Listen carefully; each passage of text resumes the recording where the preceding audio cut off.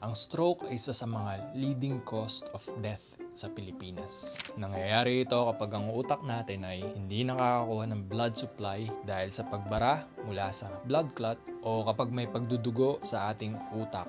Ang tanong, saan ba natin nakukuha ang stroke? May dalawang klase ng stroke. Una ay ischemic stroke na nangyayari dahil may blood clot na nagbabara sa blood vessel na konektado sa utak natin. Saan naman natin nakukuha ang blood clot na to?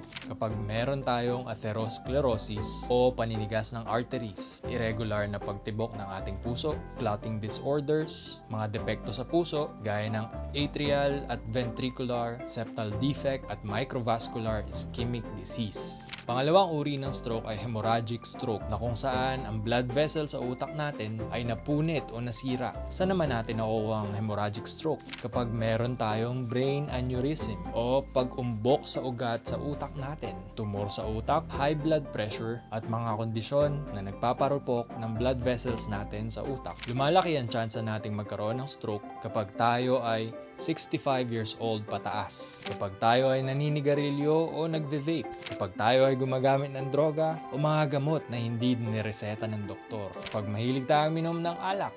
Kapag madalas tayo nagkakaroon ng migraine. Kapag mataas ang ating blood pressure at cholesterol level. Pati na din type 2 diabetes. Ngayong alam na natin sa nakukuha ang stroke, comment ka ng yes kung gusto mong malaman paano natin ito maiiwasan. Sana nakatulong ang video na to. Huwag kalimutang i-share sa mga mahal mo sa buhay at mag-follow para sa marami pang health tips. God bless you all. Peace.